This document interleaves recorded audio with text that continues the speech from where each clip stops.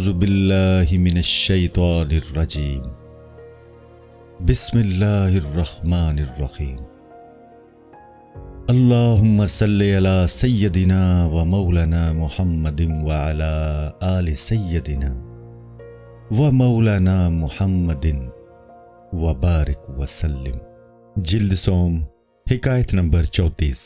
اس درویش کا قصہ جو پہاڑی میں خلوت نشین ہو گیا تھا، لوگوں سے جدائی اور اس کی شرینی کا بیان اور اس فضیلت میں داخل ہونا کہ میں اس کا خم نشین ہوں جو مجھے یاد کرے۔ جس مینسری کے کسی حصے کے الگ ہو جانے سے روح میں نقصان نہیں آتا ہے۔ ایک قصہ سن لے۔ ایک پہاڑ میں ایک درویش مقیم تھا اور تنہائی میں زندگی گزارتا تھا۔ حدیث شریف میں ہے کہ ہر شخص کے لیے وہ کام آسان ہے جس کے لیے وہ پیدا کیا گیا ہے۔ اس درویش کو لوگوں میں رہنے کی بجائے تنہائی میں رہنا پسند تھا۔ ہمارے ہاتھ پاؤں بھی کسی کام میں تب ہی حرکت کرتے ہیں کہ اگر اس کام کی دلی خواہش پیدا ہو۔ اسی طرح عالم بالا کی طرف میلان سعادت کی علامت ہے اور نیک کاموں کے صادر ہونے کا سبب بنتا ہے۔ دنیاوی کاموں کی طرف میلان تباہی کا سبب ہے۔ عقل مند وہ ہے جو تباہی سے پہلے تباہی کے اسباب کی اصلاح کر لے۔ جاہل تباہی کے بعد روتا ہے جو بے سود ہوتا ہے۔ دنیاوی زندگی میں اگر آخرت کی رسوائیوں سے نجات حاصل کر لے گا تو حشر میں ندامت سے بچ جائے گا۔ ایک صاحب ایک سنار کے پاس آئے کہ ترازو دے دو، میں نے سونا تولنا ہے۔ اس نے جواب میں کہا، جاؤ میرے پاس چھلنی نہیں ہے۔ اس شخص نے کہا، مذاق مت کرو، میں نے کانٹا مانگا ہے، تم چھلنی کی بات کر رہے ہو، کیا تم بہرے ہو؟ سنار بولا، میں ٹھیک بات کر رہا ہوں، بہرا نہیں ہوں، میرے پاس جاڑو نہیں ہے۔ شخص کہنے لگا، میں تجھ سے سونا تولنے کے لیے کانٹا مانگ رہا ہوں اور تم چھلنی اور جاڑو کی بات کر رہے ہو، اگر یہ مذاق نہیں ہے تو کیا ہے؟ سنار بولا، میں مذاق نہیں کر رہا، حقیقت بیان کر رہا ہوں۔ تم ایک بوڑھے آدمی ہو، تمہارے ہاتھ لرزتے ہیں، سونے کی قطریں تولتے وقت زمین پر گریں گی، تو ان کو سولنے کے لیے جاڑو مانگے گا، پھر اس میں مٹی مل جائے گی جسے تو علیحدہ کرنے کے لیے چھلنی مانگے گا۔ میں پہلے ہی ساری باتیں سمجھ گیا ہوں اور تیرے معاملے کا انجام مجھے نظر آ گیا ہے۔ میں نے اس کو مد نظر رکھتے ہوئے جوابات دیے ہیں۔ جو ابتدائے کار کو دیکھے اور انجام پر نظر نہ رکھے وہ اندھا ہوتا ہے۔ چونکہ زندگی کا مدار آخرت پر ہے اور بادشاہی کا انجام بھی اس دنیا سے خالی ہاتھ جانا ہے، تو درویشی بادشاہی سے بہتر ہو۔ پہاڑ پر رہنے والے درویش نے عہد کیا تھا کہ وہ کوئی پہاڑی میوہ توڑ کر نہیں کھائے گا، صرف نیچے گرے ہوئے ہی کھائے گا۔ ایک زمانے تک وہ اپنے اس عہد پر قائم رہا، لیکن اللہ کی طرف سے آزمائش کا وقت آ پہنچا۔ اس لیے عہد کرتے وقت ہمیشہ انشاءاللہ کہہ لیا کرو تاکہ آزمائش سے بچے رہو۔ اللہ نے فرمایا ہے، میں دل میں خواہش پیدا کر کے تمہیں آزماتا ہوں۔ پرندہ جال کو دیکھتا ہے لیکن پھر بھی جانتے بوجھتے لالچ میں جال میں پھنس جاتا ہے۔ قضائے خداوندی پوشیدہ ہے اور صرف اس کا اثر ہی ہمیں اس سے واقف کراتا ہے۔ اسی طرح عشق کا معاملہ ہے۔ ایک امیر زادہ ایک مشوقہ کے عشق میں مبتلا ہو گیا اور اس کے لیے اپنی ساری جائیداد کو تباہ کر دیا۔ خاندان میں اور باہر ہر جگہ ذلیل ہو گیا، لیکن پھر بھی معشوقہ کے حصول کے لیے ہر خاص و عام سے دعا کا طالب ہوتا تھا۔ اس کے ہاتھوں میں یا پاؤں میں کوئی بیڑیاں نظر نہیں آتی۔ اس چھپے ہوئے بند کو حضور صلی اللہ علیہ وآلہ وسلم اور اولیاء رحمت اللہ علیہم دیکھ سکتے ہیں۔ ابو لہب کی بیوی کی گردن کی رسی حضور صلی اللہ علیہ وآلہ وسلم کو نظر آ رہی تھی۔ ان چیزوں کا دیدار اس وقت ہوتا ہے جب انسان دینی خواص ختم کر کے خود فراموشی کے مقام پر پہنچ جائے۔ اللہ ان کو نور بصیرت عطا فرما دیتا ہے اور وہ سب چھپی ہوئی علامتیں دیکھ لیتے ہیں۔ اس درویش کے قصے کی طرف واپس چلے۔ ایک مرتبہ ایسا ہوا کہ 5 دن تک کوئی پھل زمین پر نہ گرا۔ وہ بھوک سے بے تاب ہو گیا اور اس میں صبر کی طاقت نہ رہی۔ اس نے درخت سے پھل توڑ کر کھا لیا، لیکن اسے اپنی عہد شکنی کا جلد ہی احساس ہو گیا۔ ہر عہد کی وفا ضروری ہوتی ہے، لیکن ایسا بھی خداوندی توفیق ہی سے ہو سکتا ہے۔ اگر عہد کو پورا کرنے کے لیے اللہ کا فضل شامل حال نہ ہوگا تو پھر رسوائی ہے۔ اللہ نے فرما دیا ہے کہ اپنے عہدوں کو پورا کرو۔ اس درویش نے جیسے ہی عہد توڑا تو وہ آفت میں پھنس گیا۔ وہاں چوروں کا ایک گروہ تھا جو چوری کر کے اسی پہاڑی میں آ کر چھپ گیا۔ کوتوال کے آدمی جلد ہی وہاں آ پہنچے اور سب کو گرفتار کر کے باندھ لیا۔ پکڑے جانے والوں میں وہ درویش بھی تھا۔ سب کے ہاتھ اور پاؤں جدا کر دینے کا حکم صادر ہو گیا۔ اس درویش کا ابھی ہاتھ ہی کٹا تھا کہ کسی معزز نے اسے پہچان لیا کہ یہ تو فلاں بزرگ ہے، ان کا ہاتھ کیوں کاٹ دیا؟ کوتوال کو اطلاع ہوئی تو بھاگا ہوا آیا اور معافی کا طالب ہوا۔ اس نے کہا مجھے معاف کر دیں، مجھے علم نہیں تھا کہ آپ بے قصور ہیں۔ درویش نے کہا کہ ہاتھ کے کٹنے کا سبب میں جانتا ہوں، تم فکر نہ کرو، یہ میرا نصیبہ تھا۔ خدا کے ساتھ الجھنے کا کون حوصلہ کر سکتا ہے؟ لوگ اکثر اپنی شرمگاہ اور خلق کی بدبختی کی وجہ سے رسوا ہوتے ہیں۔ بسا اوقات نیک عادت قاضی حلق کی وجہ سے رشوت خور اور ذلیل ہوا۔ عشق کی وجہ سے حج پر گیا ہوا حاجی واپسی پر فسق و فجور میں پھنس گیا۔ اسی طرح باجدید بستامی رحمۃ اللہ تعالی علیہ نے اپنے اندر نماز میں سستی دیکھی تو اپنے آپ پر 1 سال تک پانی نہ پینے کی پابندی لگا دی۔ دین کی خاطر انہوں نے یہ ادنا سی بات کی جس کی وجہ سے اللہ نے ان پر ایسا فضل کیا کہ انہیں قطب العارفین کا درجہ دے دیا۔ جب حلق کی وجہ سے ان بزرگ کا ہاتھ کٹ گیا تو انہوں نے بھی شکوہ نہ کیا۔ ایسے محبوب لوگوں کے لیے ایک دروازہ بند ہوتا ہے تو 10 کھول دیے جاتے ہیں۔ لوگ میں ان کا نام ٹنٹا شیخ مشہور ہو گیا، ویسے ان کا اصل نام ابو الخیر تیناتی رحمۃ اللہ تعالی علیہ تھا۔ تنہائی میں ایک شخص نے انہیں دیکھا کہ وہ دونوں ہاتھوں سے اپنی جولی بن رہے ہیں۔ انہوں نے کہا اے میری جان کے دشمن، تو کہاں منہ اٹھائے میری جھونپڑی میں گھسا ہے؟ اب جب تک میں مر نہ جاؤں یہ راز پوشیدہ رکھنا۔ لیکن اس بات کا ہر جگہ چرچا ہو گیا۔ انہوں نے عرض کیا یا الہی، تو ہی حکمتوں کو جانتا ہے، میں نے اس بات کو 1000 چھپانا چاہا لیکن تو نے ظاہر کر دیا۔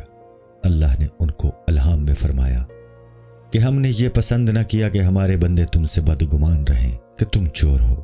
ضرورت کے وقت کٹا ہوا ہاتھ درست کرنا تمہاری تسلی کے لیے نہیں ہے، تمہیں تو پہلے ہی ہماری ذات سے تسلی اور اطمینان ہے۔ ایسا اس لیے کیا گیا ہے کہ تم اس مقام سے آگے بڑھ گئے ہو کہ جسمانی ہاتھ پاؤں کو اصلی سمجھو اور ان کے فنا ہونے سے ڈرو۔ فرعون نے جادوگروں کے ہاتھ پاؤں کاٹ دینے کی دھمکی دی لیکن وہ حضرت موسیٰ علیہ السلام پر ایمان لے آئے کیونکہ ان کا دل ایمان سے منور ہو چکا تھا اور جسم کی زندگی کو عارضی سمجھتے تھے۔ وہ سمجھ چکے تھے کہ جسم کی اصل حقیقت تو روح ہے، اس لیے وہ عارضی وجود کے فنا ہونے کے وہم سے بے خوف ہو گئے تھے۔ عالم خواب میں ہم اگر اپنے جسم کے ٹکڑے ہوتے ہوئے دیکھیں تو اس سے جسم کو کوئی ضرر نہیں پہنچتا۔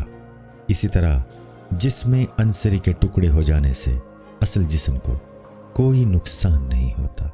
حضور صلی اللہ علیہ وآلہ وسلم نے ایک شخص کے اس سوال پر کہ دنیا کیا ہے فرمایا سونے والے کا خواب ہے۔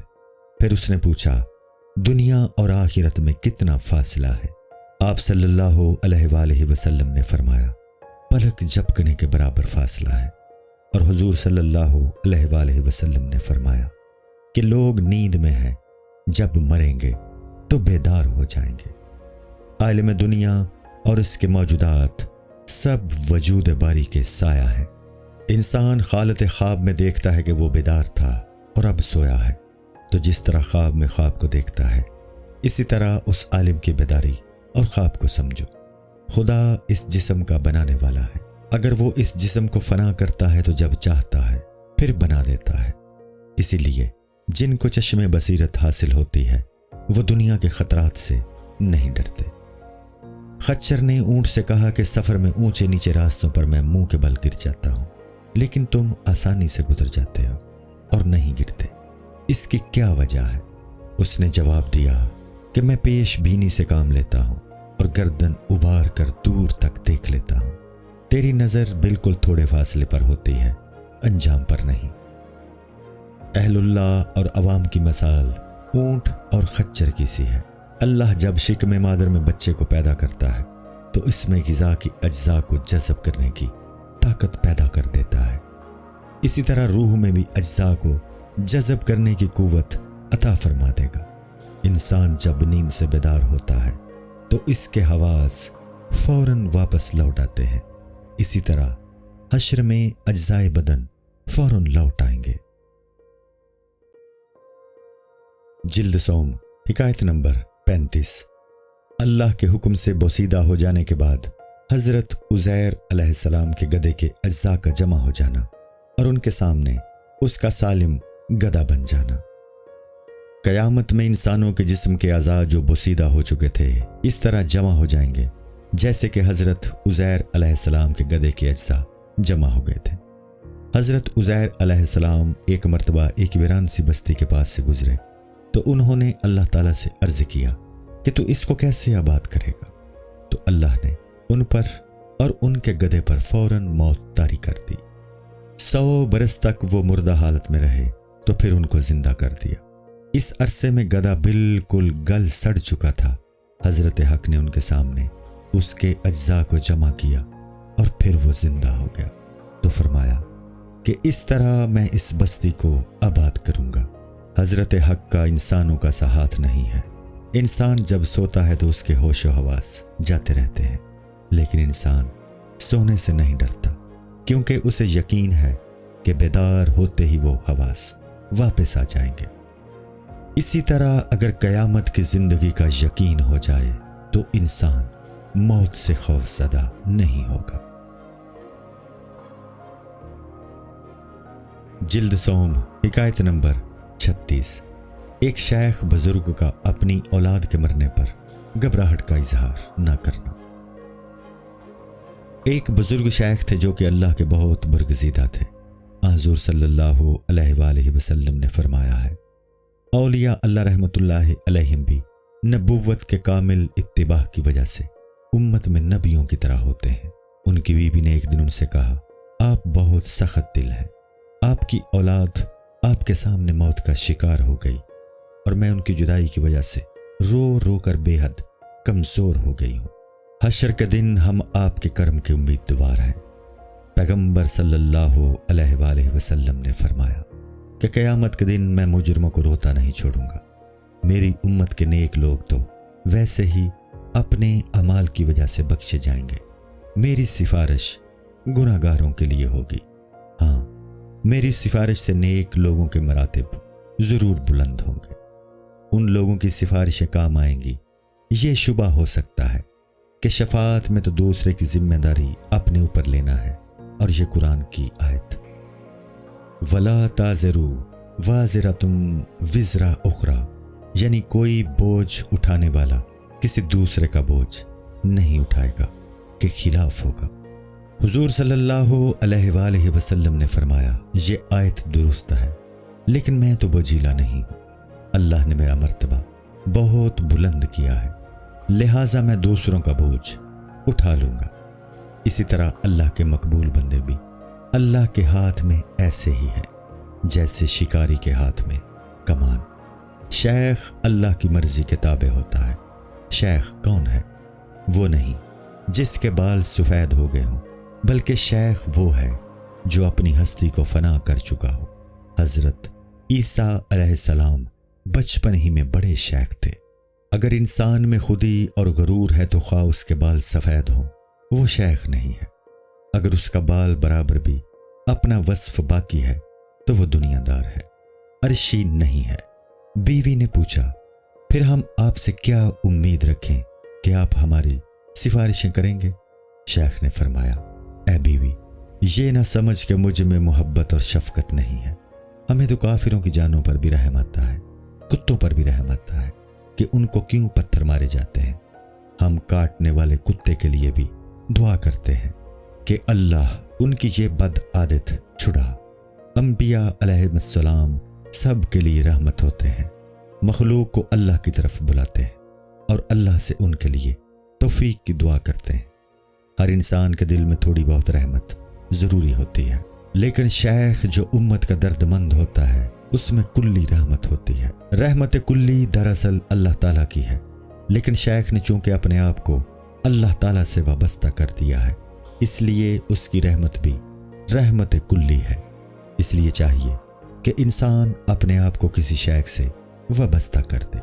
انسان جزوی رحمت کا حامل ہونے کی وجہ سے رحمت کلی کو نہیں پہچانتا اور ہر کس و ناکس کو رحمت کلی سمجھ بیٹھتا ہے۔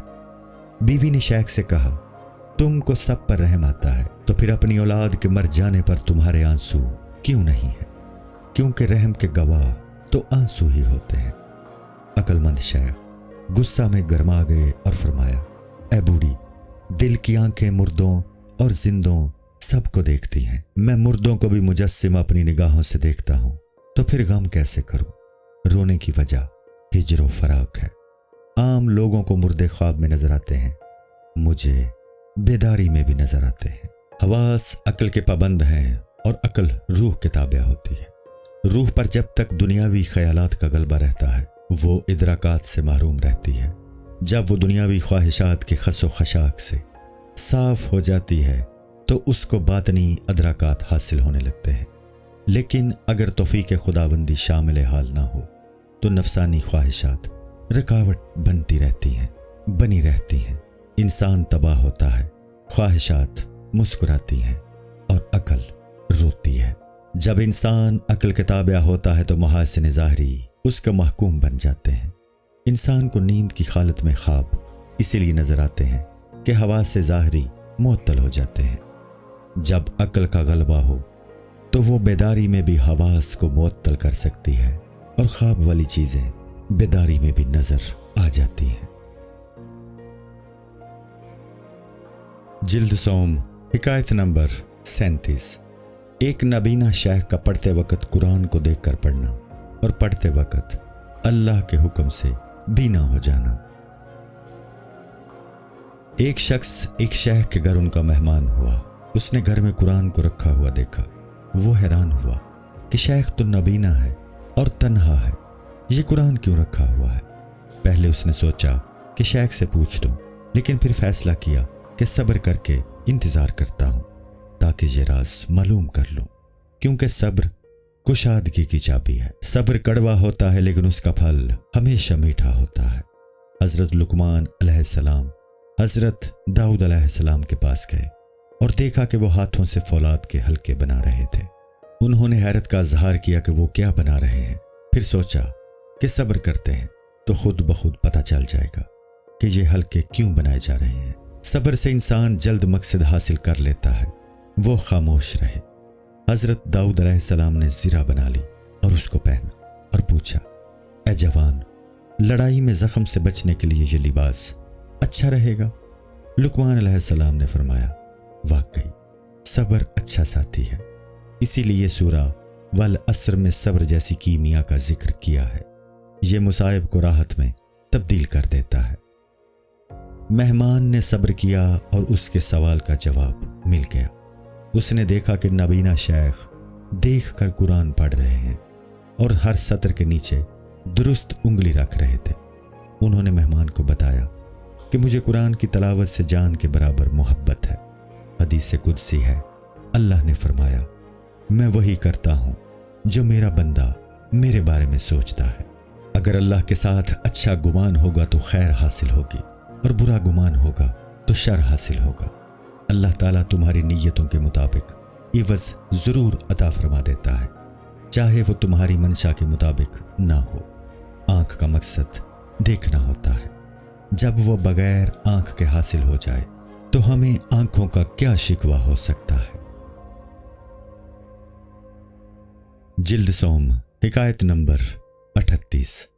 بعض اولیاء رحمت اللہ علیہم کا بیان جو خدائی احکام پر راضی ہیں اور اللہ سے اپنا حکم لوٹانے کی درخواست بھی نہیں کرتے۔ اب تک یہ سمجھایا تھا کہ بعض اولیاء رحمت اللہ علیہم تو ایسے ہیں کہ اگر مقصود حاصل ہو جائے تو سبب کے موجود نہ ہونے پر شکوہ نہیں کرتے، لیکن کچھ بزرگ ایسے بھی ہوتے ہیں کہ کسی حالت میں بھی شکوہ پسند نہیں کرتے اور اللہ کی قضا کے خلاف دعا کو بھی حرام سمجھتے ہیں۔ ایسی حالت مغلوب الحال اولیاء رحمت اللہ تعالی علیہم کی ہوتی ہے، ورنہ انبیاء علیہ السلام دعائیں نہ کرتے۔ اصل کمال یہ ہے کہ ہر حال میں راضی برضا ہوتے ہوئے دعا بھی کی جائے۔ جب کوئی ولی مصائب کو مرضی خدا سمجھ کر اس سے لذت حاصل کرتا ہے تو وہ تکلیف اس کے لیے باعث راحت بن جاتی ہے۔ حضرت بہلول رحمۃ اللہ علیہ ایک بلند پایا بزرگ تھے۔ انہوں نے ایک درویش سے پوچھا کہ آپ کے احوال کیسے ہیں؟ انہوں نے جواب دیا کہ جس کے ارادے کے مطابق دنیا کے کام چل رہے ہوں اور کوئی چیز اس کی منشا کے خلاف نہ ہو رہی ہو تو ایسے شخص کے مزاج دریافت کرنے کا کیا مطلب ہے؟ حضرت بہلول رحمۃ اللہ تعالی علیہ نے کہا، ذرا تفصیل سے بتائیں کہ ایسا کیسے ہو سکتا ہے؟ یہ بات ایسے سمجھائیں کہ ہر ایک کی عقل میں آ جائے۔ اچھے بیان کرنے والے کا یہ کمال ہوتا ہے کہ اس کی تقریر سے عوام و خواص فائدہ حاصل کرتے ہیں۔ قرآن کے معنی اور مطالب سے ہر شخص اپنی فہم کے مطابق فائدہ اٹھاتا ہے۔ دراصل قرآن کے تہ بتہ 7 معنی ہیں۔ ان سب تہوں میں عوام و خواص کے لیے اپنی سمجھ کے مطابق غذا موجود ہے۔ درویش نے حضرت بہلول رحمۃ اللہ تعالی علیہ سے کہا، یہ تو سب جانتے ہیں کہ دنیا کے ذرے ذرے پر اللہ کی حکمرانی ہے اور کائنات کے ہر حرکت و سکون اس کے حکم سے ہے۔ جب بندہ راضی برضائے الہی ہو جائے تو اللہ کا ہر حکم اور فعل اس کی مراد بن جاتا ہے اور یوں سمجھا جائے گا کہ کائنات میں جو کچھ ہو رہا ہے گویا اس بندے کی مرضی کے مطابق ہو رہا ہے۔ جب اللہ کے تمام فیصلوں اور احکام پر بندہ راضی ہو گیا تو اللہ کے احکام اس کا مطلوب بن گئے۔ ایسے بندے کا ایمان بھی محض مولا کی رضامندی کے لیے ہے، نہ کہ جنت کے لالچ کی وجہ سے، اور کفر سے نفرت بھی رضائے مولا کی وجہ سے ہے، نہ کہ دوزخ کے ڈر سے۔ اللہ کی ہر مرضی اسے ایسے مرغوب ہے جیسے حلوہ۔ ایسی حالت میں تو یقیناً یہ کہا جائے گا کہ دنیا کے سب کام اس بندے کے حکم سے چل رہے ہیں۔ جب سب کام اسی کی مرضی سے چل رہے ہیں تو دعا بے معنی ہے۔ ایسے لوگ دعا بھی اسی وقت کرتے ہیں جب انہیں معلوم ہو جائے کہ اللہ کی مرضی یہی ہے۔ وہ دعا وغیرہ سے اسی وقت دستبردار ہو گیا تھا جب اس نے عشق الہی کا دم بھرا تھا۔ یہ باتیں ہر سالک نہیں سمجھ سکتا۔ اس سلسلے میں حکایت سنو۔ جلد سوم، حکایت نمبر 39، دکوکی رحمۃ اللہ تعالی علیہ اور ان کی کرامات کا قصہ۔ دکوکی رحمۃ اللہ تعالی علیہ ایک بزرگ تھے، سچے عاشق اور صاحب کرامت۔ لوگ ان سے چاند اور سورج کی طرح روشنی حاصل کرتے تھے۔ دکوکی رحمۃ اللہ تعالی علیہ کہیں زیادہ دیر نہیں ٹھہرتے تھے کہ ایسا نہ ہو کہ کسی جگہ سے محبت ہو جائے، اس لیے ہمیشہ سفر میں رہتے۔ سفر میں ان کو ہمیشہ مشقتیں برداشت کرنا پڑتی، لیکن ان کے مد نظر ہمیشہ ذات باری تعالیٰ رہتی اور بعض کی طرح معارف و اسرار الہی کا شکار کرتے رہتے۔ وہ بد مزاج بھی نہیں تھے اور لوگوں سے متنفر بھی نہ تھے، محض اللہ کے ساتھ خلوت کو پسند کرتے تھے۔ نبی صلی اللہ علیہ وآلہ وسلم نے فرمایا، اے لوگو، میں تم پر باپ کی طرح مہربان ہوں۔ اس لیے دکوکی رحمۃ اللہ تعالی علیہ بھی لوگوں سے محبت اور شفقت کا معاملہ کرتے۔ جو شخص بھی نبی سے کٹ جاتا ہے وہ اپنا نقصان خود کرتا ہے۔ یہ مثال ناقص ہے، جیسے حضرت علی رضی اللہ تعالیٰ عنہ کو اسد کہتے تھے کہ شیر کی مثل، مگر ان میں اور شیر میں بہت فرق ہے۔ دکوکی رحمۃ اللہ تعالیٰ علیہ علوم ظاہری میں بھی امام تھے اور نہایت دیندار تھے۔ وہ ان بزرگوں کے ہوتے ہوئے بھی ہمیشہ بزرگوں کی جستجو میں رہتے اور ان سے ملاقات کی تمنا کرتے۔ وہ ہمیشہ دعا کرتے، الہی جن بزرگوں کو میں جان لوں گا ان کا خادم ہوں، اور جو میری جان پہچان میں نہیں ہے ملاقات کے وقت ان کو بھی مجھ پر مہربان کرتے۔ اللہ تعالیٰ نے ارشاد فرمایا کہ میری محبت کے ہوتے ہوئے اور کیا چاہتا ہے؟ وہ کہتے، یا الہی تو نے میرے دل میں نیاز مندی کا راستہ کھول دیا ہے۔ گو میں سمندر میں بیٹھا ہوں لیکن گڑیا کا لالچ بھی رکھتا ہوں۔ تیرے عشق میں لالچ اور حرص ایک اعلیٰ مرتبہ ہے۔ جو راہ سلوک کے مرد ہوتے ہیں ان کی اس راہ میں حرص ترقی کرتی رہتی ہے، نامردوں کے حرص برے افعال کی طرح ہوتی ہے۔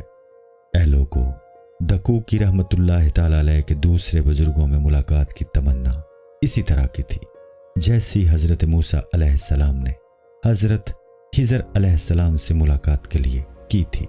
اللہ کی طرف سفر کی کوئی انتہا نہیں ہے उसमें हर वक्त बुलंद मुकाम की तलब हमेशा जारी रहती है। अपनी गलत फहमी से अगर तुम किसी मुकाम को सदर समझ रहे हो तो वो सदर मुकाम नहीं बल्कि रास्ते की एक मंजिल है। हज़रत मूसा अलैहिस्सलाम को कलीमुल्लाह का दर्जा हासिल था जो आला कुर्ब का मुकाम है, मगर फिर भी उन्होंने कहा, कुरान में है, जब मूसा अलैहिस्सलाम ने कहा अपने जवान साथी को कि मैं ना पीऊंगा जब तक ना पहुंच जाऊं जहां मिलते हैं दो दरिया, या चलता जाऊं करनो, यानी जुस्तजू की मुशक्कत मतलूब के मुकाबले में हेच है, क्योंकि आशिक की सैर जिस्मानी बल्कि रूह के बलबोते पर होती है। इस सैर में करीब व बईद कोई चीज़ नहीं होती, उसमें न थकन होती है और न दूरी मंजिल का तसव्वुर आता है। आशिकों की सैर जिस्मानी रूहानी सैर के ताबे होती है। रूहानी सैर को हर शख्स महसूस नहीं कर सकता, जिस्मानी सैर को सब देख लेते हैं। आशिक के मद्देनज़र ये होता है कि वहदत को जिस्म इंसानी में मुशाहिदा करूं और आफताब को ज़र्रा में देखूं। दकूकी रहमतुल्लाह ताला अलैह बयान करते हैं कि चलते चलते मैं शाम के वक़्त एक साहिल पर पहुंचा। मैंने दूर से अचानक 7 शमें देखी। उन शमों का नूर आसमान की फिजा तक फैला हुआ था। मैं हैरान हो गया कि ये शमें किसने रोशन की हैं कि आम मखलूक उनका मुशाहिदा नहीं कर सकती। यकीनन उनकी बंदिश वो कर रहा है जो जिसको चाहे हदायत दे। फिर उन्होंने देखा कि वो 7 शमें एक हो गईं। उन 7 शमों के बाहमी इत्तिसाल की कैफियत नाकाबिले बयान है। यह सिर्फ दीदनी है, बयान नहीं हो सकता। दरअसल वो नूरी शमें 7 औलिया रहमतुल्लाह ताला अलैहिम का नूर था जो अवाम को नजर नहीं आ सकता। वो दौड़ के आगे बढ़े कि ये अल्लाह की निशानियों में से क्या चीज़ है, लेकिन वो बेहोश होकर गिर पड़े। वो होश में आए तो उन शमों की तरफ भागे। वो कहते हैं कि मैं हैरान हुआ कि अल्लाह ताला की क्या कारीगरी है कि ये शमें इंसानी सूरत अख्तियार कर रही हैं। फिर हर फर्द एक दरख्त की शक्ल इख्तियार कर गया। उन दरख्तों के पत्ते इस कदर घने थे कि शाखें नजर नहीं आती थीं, और कभी फल इस कदर हो जाते थे कि उनमें पत्ते छुप जाते। उनकी जड़ें भी तरोताज़ा दिखाई देती थीं। जब कोई फल जोर में आकर फटता है उसमें से नूर के कोंदे टपकते थे। एक और ताज्जुब खेज बात ये थी कि वहाँ लाखों लोग मौजूद थे जिन्हें साया की सख्त ज़रूरत थी। वो कंबल वगैरह फैला कर साया करते थे, लेकिन उन दरख्तों का साया उन्हें नजर नहीं आता था। शायद अल्लाह ने उनकी निगाहों पर मोहरें लगा दी थी। ऐसा मालूम होता था कि उन लोगों को उन औलिया से मिलने की तमन्ना भी नहीं थी, और वो अपनी आंखों पर लगी मोहरों को ज़ाइल करने की तदबीर भी नहीं करते। वो लोग अलूमों असरार खुदाबंदी की तरफ तवज्जो नहीं करते और दुनियावी अलूम के हसूल के लिए दस्तों गिरेबां हैं। उन औलिया रहमतुल्लाह अलैहिम के नूर का हर हिस्सा इस बात की तमन्ना करता था कि काश कौम उसको पहचान ले और उसके ज़रिए राह निजात पर चल पड़े। उस नूर की पुकार पर गैरत खुदाबंदी की तरफ से आवाज़ आई कि उनको दावत ना दो। उनकी आंखों पर मोहर लगा दी गई है। अब उनके लिए कोई चारा नहीं है। अल्लाह ताला की तरफ दावत देने वालों के जवाब में मुनकरीन यही कहते हैं कि उसके दिमाग में खुश्की आ गई है, इसीलिए ऐसी बातें करता है। दावत देने वालों को तअज्जुब होता है कि बावजूद इस कदर इलामतों के ये लोग दावत को क्यों कबूल नहीं कर रहे। दुनिया के मामलात में सब अक्लमंद हैं, लेकिन रूहानी बाग के मुनकर बन रहे हैं। दाई इस बात से बाज़ औक़ात शक में पड़ जाता है कि मैं सब कुछ हकीकत में देख रहा हूँ, ख्वाब तो नहीं है। मैं इस नूर से नफ़ा भी हासिल कर रहा हूँ, और तलब और ज़रूरत के बावजूद भी मुनकरीन इस रूहानी इनाम से इनकार कर रहे हैं। मुनकर कहते हैं यहाँ ना बाग हैं और ना फल, ये शख्स क्यों उन्हें दावत दे रहा है। और दाई कहते हैं कि इतने बड़े बड़े वाक़यात वहम कैसे हो सकते हैं। अल्लाह ही ने उनके दिलों पर मोहर लगा दी है, जिसकी वजह से ये अंधे बहरे हैं, ना कुछ सुनते हैं और ना देखते हैं। इस किस्म के झगड़े हुज़ूर सल्लल्लाहु अलैहि वसल्लम के साथ कुरैश ने भी किए। इसी तरह उनके इनकार पर हुज़ूर सल्लल्लाहु अलैहि वसल्लम को भी तअज्जुब होता था। दूसरी तरफ हुज़ूर सल्लल्लाहु अलैहि वसल्लम की दावत पर अबू लहब को तअज्जुब होता था। دکوکی رحمۃ اللہ تعالیٰ علیہ نے فرمایا ان 7 درختوں کا کبھی ایک بن جانا اور کبھی پھر 7 بن جانا میرے لیے نہایت حیرت کا سبب تھا۔ پھر اور عجب بات یہ ہوئی کہ ان 7 درختوں نے صف بندی کی اور ان میں سے ایک امام بن گیا۔ درختوں کی نماز پر مجھے تعجب ہوا۔ پھر مجھے قرآن کی آیت یاد آئی، وَالنَّجْمُ وَالشَّجَرُ يَسْجُدَانِ، یعنی زمین پر پھیلی ہوئی بیلیں اور درخت اللہ کو سجدہ کرتے ہیں۔ تھوڑی دیر کے بعد میں نے دیکھا کہ وہ 7 درخت پھر 7 انسان بن گئے اور بیٹھ کر التحیات پڑھ رہے ہیں۔ میں آنکھیں مل کر دیکھتا تھا کہ یہ کون عظیم لوگ ہیں۔ جب میں ان کے قریب گیا اور انہیں سلام کیا تو انہوں نے جواب دیا اور میرا نام لیا۔ میں نے پوچھا، آپ کو میرا نام کیسے معلوم ہو؟ تو وہ بولے کہ اولیاء رحمۃ اللہ تعالیٰ علیہم کی حقیقتوں کی طرف توجہ ہوتی ہے اور وہ معرفت حق میں مستغرق ہوتے ہیں، اس لیے وہ ہر بات سے واقف ہوتے ہیں۔ یاد رکھو، صحبت میں بڑی تاثیر ہوتی ہے۔ بیج مٹی اور پانی کی صحبت میں رہتا ہے تو انگور بن جاتا ہے۔ دانہ اپنے آپ کو مٹی میں ملاتا ہے تو اس کا ظاہر ختم ہو جاتا ہے اور باطن جلوہ گری کرتا ہے۔ ان بزرگوں نے مجھے مراقبہ کرنے کا حکم دیا۔ میں مراقبہ کرتے ہی دور زمانہ سے باہر آ گیا۔ عالم کے سارے تغیرات دور زمانہ کی وجہ سے ہیں۔ جو شخص دور زمانہ سے باہر ہوگا تو وہ کم و کیف سے بالا تر ہو جاتا ہے۔ جو انسان چوں و چراں سے آزاد ہو جائے تو وہ خدائے بیچوں کا ہمراز بن جاتا ہے۔ جو لوگ زمانے کے مقید ہیں وہ لازمانی ذات باری کی طرف راہیاب نہیں ہو سکتے۔ طلب و جستجو میں تو سالک اور غیر سالک ایک جیسے ہوتے ہیں، اور بے زمانہ پن سے واقفیت صرف تحیر کی راہ سے ہوتی ہے۔ یہ راستہ انسان کے اپنے بس میں نہیں ہے۔ اگر انسان اپنے نگہبان غیبی کو نہیں دیکھ سکتا تو اس کے وجود کو اسے ہی سے سمجھ لے کہ انسان ہر چند کوشش کرتا ہے اور اس کوشش میں آزاد بھی ہوتا ہے، لیکن مقصد تک نہیں پہنچ پاتا۔ اس سے معلوم ہوا کہ کوئی نہ کوئی غیبی بندش ہوتی ہے۔ نماز کا وقت ہو گیا ہے۔ اے دکوکی رحمۃ اللہ تعالی علیہم، امامت کے لیے آگے آ جاؤ۔ تم ایسے امام ہو جس کی باطنی چشم کھلی ہوئی ہے، اور امامت کے لیے ایسا ہی شخص موزوں ہوتا ہے جو روشن ضمیر ہو۔ تیری نماز بے سرور، تیرا امام بے حضور، ایسی نماز سے گزر، ایسے امام سے گزر۔ علامہ اقبال۔ کسی اندھے کو امام نہیں بنایا جاتا کیونکہ وہ اپنی ظاہری گندگی کو نہیں دیکھ سکتا اور پاک نہیں ہو سکتا۔ امامت کے لیے اندھے حافظ اور فقیہ سے روشن آنکھوں والا کم علم بہتر ہوتا ہے، کیونکہ وہ ظاہری گندگی کو دیکھ سکتا ہے، لیکن اگر انسان دل کا اندھا ہے تو وہ مجسم شر ہے۔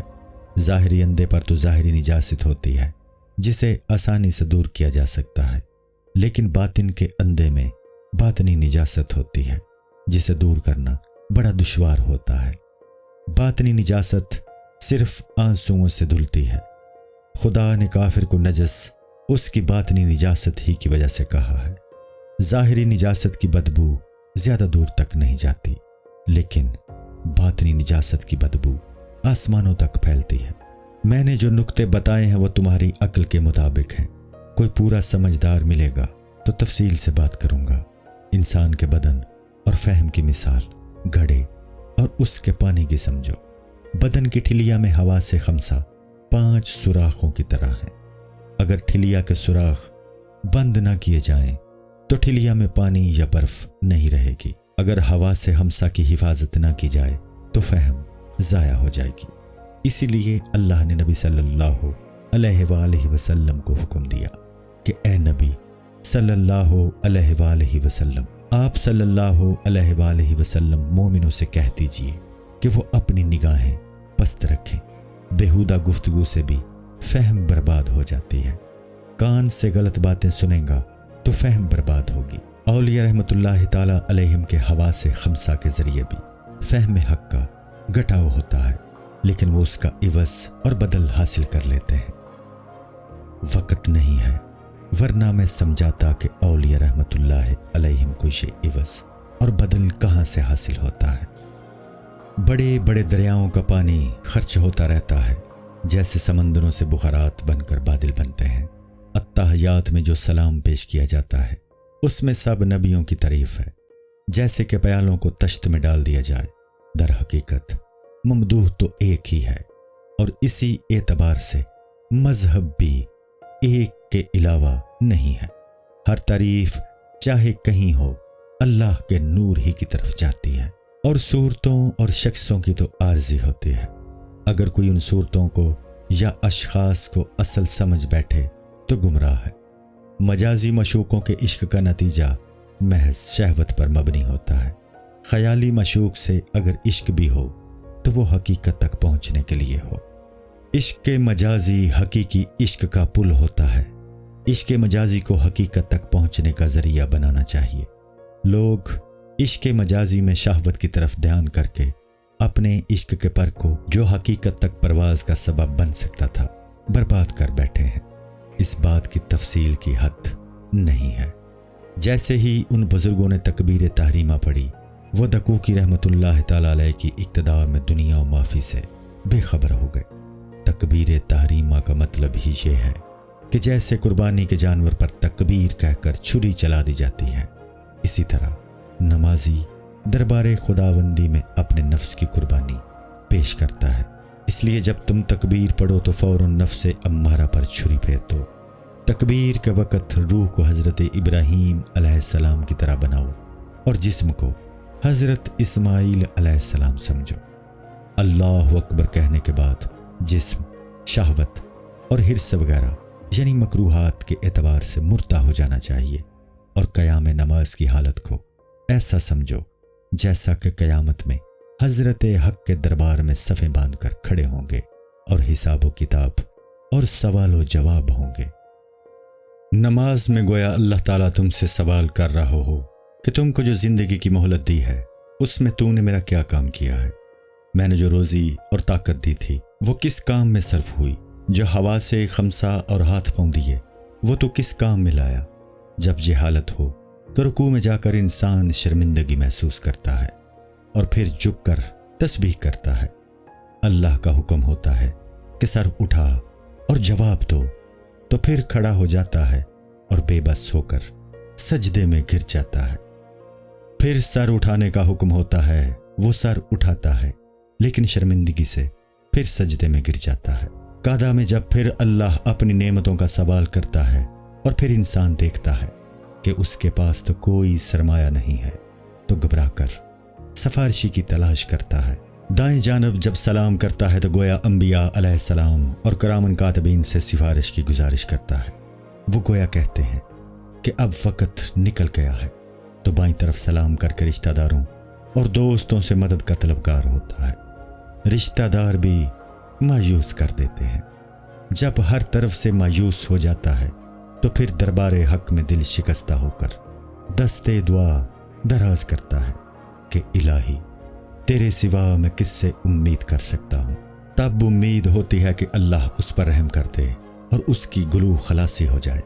اگر جماعت میں تو امام کی حرکات و سکنات پر سر تسلیم خم کرتا ہے تو گویا اللہ کی ہر ہدایت پر عمل کر رہا ہے اور اپنی خطاؤں کی سزا پر اپنی رضا کا اظہار کر رہا ہے۔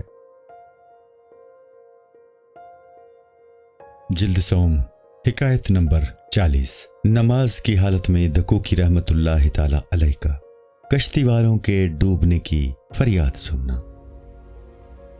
نماز کے بارے میں ہم نے جو اشارے سمجھائے ہیں ان سے نتیجہ نکال لے اور نماز میں محض ٹھونگے نہ مار۔ اس نماز میں مقتدی بھی بہترین تھے اور امام بھی۔ انہوں نے دیکھا کہ ایک کشتی دریا میں ڈوب رہی ہے اور مسافر فریاد کر رہے ہیں۔ مصیبت میں پھنستے ہیں تو سب لوگ مخلص بن جاتے ہیں اور خدا سے دعائیں مانگنے لگتے ہیں۔ جن لوگوں نے تمام عمر سجدہ نہ کیا ہو وہ بھی سجدے میں سر رکھ دیتے ہیں۔ جب دنیا کے تمام وسیلے بیکار ثابت ہوتے ہیں تو پھر انسان خدا کی طرف رجوع کرتے ہیں۔ شیطان کے پرستار جب پریشانی میں خدا کی یاد کرتے ہیں تو شیطان گھبراتا ہے اور ان کو پکار کر کہتا ہے کہ خبردار، خدا کی طرف رجوع نہ کرو ورنہ 2 خرابیوں میں مبتلا ہو جاؤ گے۔ وہ ہے توبہ کے بعد بدعہدی اور پھر گناہ، کیونکہ اس مصیبت سے نجات پانے کے بعد تم نہ کبھی رو گے اور نہ یاد کرو گے کہ خدا نے تمہاری دستگیری کی تھی۔ شیطان کی یہ آواز صرف نیک لوگ ہی سمجھ رہے ہوتے ہیں کہ یہ شیطانی آواز محض نیکی سے روکنے کے لیے ہے۔ اس لیے حضور صلی اللہ علیہ وآلہ وسلم نے فرمایا کہ جاہل کو جو کچھ انجام کار میں کرنا پڑتا ہے وہ عقل مند انسان ابتدائے کار ہی میں کر گزرتا ہے۔ وہی گریا اوزاری جو کشتی والے اب کر رہے تھے وہ اولیاء رحمت اللہ علیہم پہلے ہی کر لیتے ہیں۔ آنچہ دانا کند کند ناداں لیک بد اس خرابی بسیار۔ جو کچھ دانا پہلے ہی کر لیتا ہے بے وقوف بھی کرتا ہے، مگر بہت زیادہ تکلیف اٹھانے کے بعد۔ اس لیے بہتر ہے کہ انسان پہلے ہی مصائب میں پھنسنے سے ڈرتا رہے اور توبہ و استغفار کرتا رہے۔ احتیاط کا تقاضا یہ ہے کہ انسان کبھی مطمئن نہ ہو اور ہر وقت کسی نہ کسی بلا سے بچنے کی تدبیر کرتا رہے اور اللہ سے اپنی حفاظت کی دعائیں کرتا رہے۔ لوگ فقر اور غریبی سے ڈرتے ہیں۔ اگر فقر اور غریبی پیدا کرنے والے خدا سے ڈریں تو ان پر زمین کے خزانے منکشف ہو جائیں۔ دکوکی رحمت اللہ تعالیٰ علیہ نے کشتی والوں کو آہو فغاں کرتے دیکھا تو ان کے رحم کو جوش آ گیا اور ان کے آنسو ابل پڑے۔ انہوں نے کہا، الہی ان کے اعمال کو نہ دیکھ، ان کو سلامتی سے ساحل پر پہنچا دے۔ ہم نے حرص و ہوس میں اپنے آپ کو جلا ڈالا ہے، لیکن یہ دعا کرنی بھی تو نے ہی ہمیں سکھائی ہے۔ دکوکی رحمت اللہ تعالیٰ علیہ کی اسی وقت وہی حالت تھی جس طرح ماں بے چین ہو کر اپنے بچوں کے لیے دعا کرتی ہے۔ جب انسان بے خود ہو کر دعا کرتا ہے تو چونکہ وہ خود فنا فی اللہ ہوتا ہے، اس لیے یہ دعا بھی اس کی طرف سے نہ ہوگی۔ فانی فی اللہ کی دعا بھی اللہ کی طرف سے ہوتی ہے اور قبولیت بھی اسی کی طرف سے ہوتی ہے۔ خاصان خدا چونکہ خدائی اخلاق سے متصف ہو جاتے ہیں، اس لیے اپنہ صفت رحم کی وجہ سے دستگیر بن جاتے ہیں۔ اس لیے تو اپنا تعلق اہل حال اولیاء رحمت اللہ تعالیٰ علیہم سے کسی مصیبت میں مبتلا ہونے سے پہلے قائم کر لے۔